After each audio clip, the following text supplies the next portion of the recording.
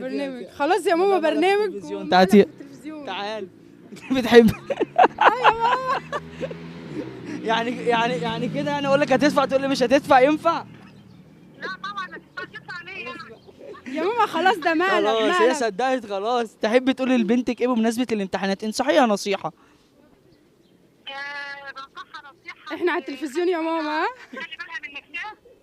شوشو شيماء. ايوه يا ماما. خلي بالك من نفسك. طب بمناسبة ان هي على التلفزيون، دلعيها بقى، دلعيها على التلفزيون. ركزي في دراستك. ماما الفيديو هيطلع على اليوتيوب.